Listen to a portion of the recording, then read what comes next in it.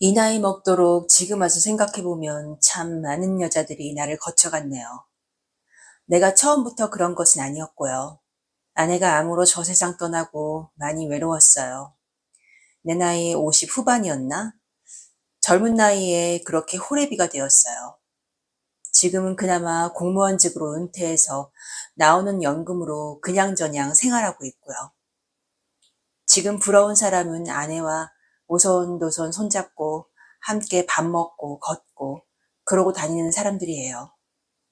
그러지 못한 저는 인생이 외로워 많이 방황했고 지금도 방황하고 있는 줄도 모르겠네요.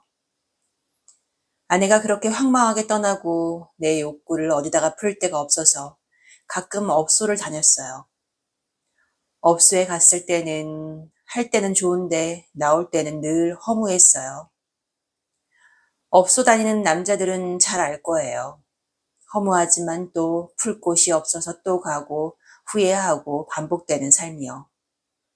돈도 아깝고요. 누군 애인 하나 만들면 되지라고 했지만 나이가 들다 보니 여자들이 이것저것 따지는 게 많고 바라는 게 많았고 그렇게 속물들이 많았어요. 애인 하나 사귀는데 그냥 대놓고 돈을 바라더라고요. 게다가 뭐 그렇게 감정 소모가 많은지 여자들은 저를 힘들게 만들었어요. 그래서 더 업소를 다녔는지도 모르겠어요.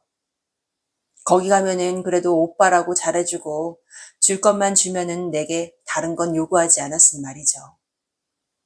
그러다가 한국에서 그런 생활에 염증을 느끼고 그냥 아무 생각 없이 어디 나가서 쉬고 싶어서 저는 태국 치앙마이로 떠났어요. 제가 젊었을 때 골프를 좀 쳤는데 태국 가서는 그냥 죄다 다 잊고 골프나 치고 쉬고 싶었거든요. 그래서 한 달 살이 그냥 나 좋아하는 거 실컷 하고 맛있는 거 먹고 그러고 싶었어요. 아무튼 거기서 집 하나 얻었는데 그렇게 큰 집은 아니었고 큰 침대 하나 있고 그냥 생활하는 데는 불편하진 않은 곳이었어요. 밥은 근처 식당에서 거의 먹었고 골프는 치고 싶을 때 치고 쉬고 싶을 때 쉬고 그랬어요. 거기서 살다 보니까 간단한 태국어도 시간 날 때마다 배웠고요.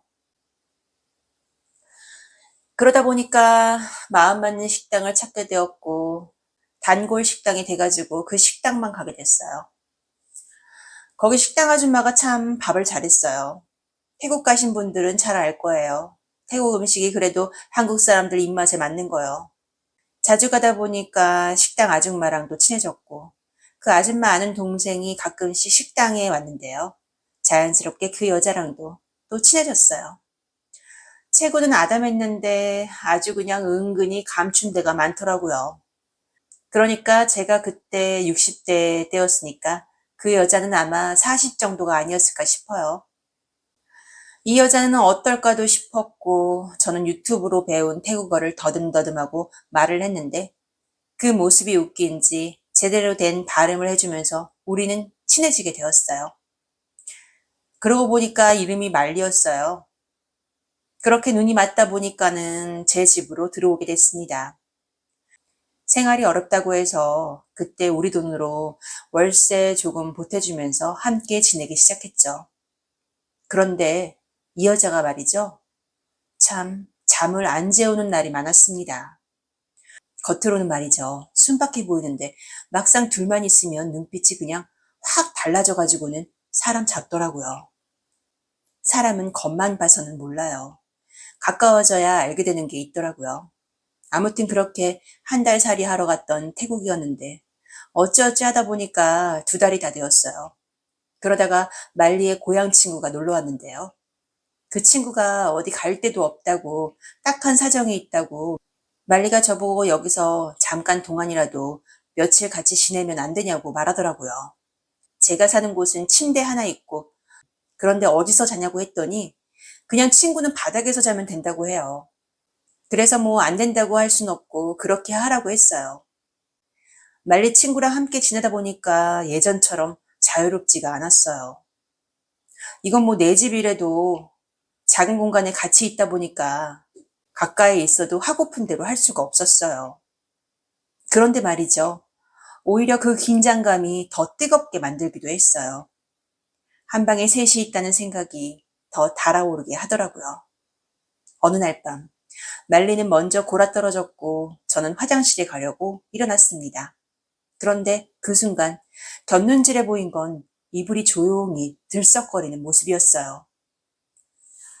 억눌렸던 게 터져나오니 소리 한마디 안 해도 무슨 상황인지 다 알겠더라고요. 그 장면이 더 가슴을 뛰게 만들었어요. 저는 숨죽이며 모른 척하고 지나갔죠. 그 다음날 말리는 단골 식당으로 아르바이트를 갔고 친구는 그날 쉬는 날이라고 집에 있었어요. 저는 잠에 적게서 침대에 누워 있었고 말리 친구는 통통한 책으로 방 청소를 하고 있더라고요. 엎드려서 걸레질을 하는데 헐렁한 옷이 축 늘어져가지고 몸매 라인이 그대로 드러나는데 눈길이 자꾸만 쏠리더라고요.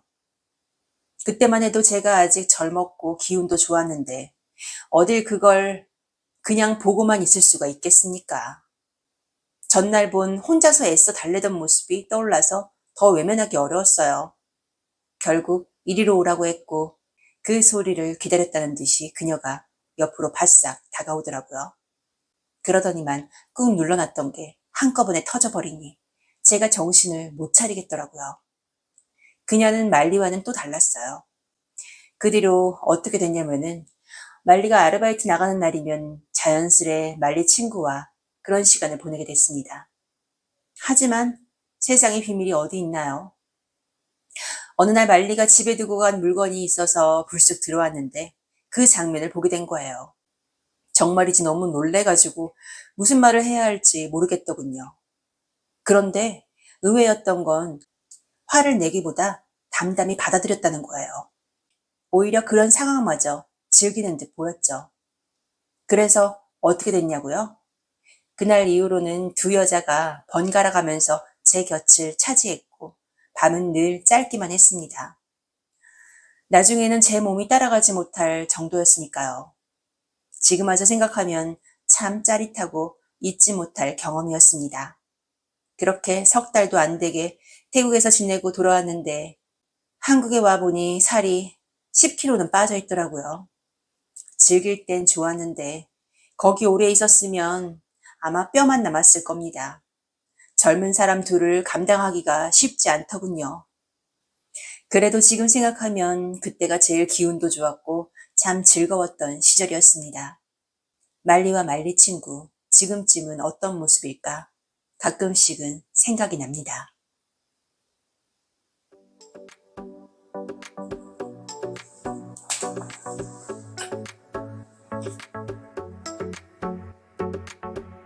묵묵히 응원해주시는 착한 오빠, 멋진 오빠, 끝내주는 오빠, 그리고 우리 오빠들. 오늘의 이야기는 어떠셨나요? 구독과 좋아요, 알림 설정은 사랑입니다. 감사합니다.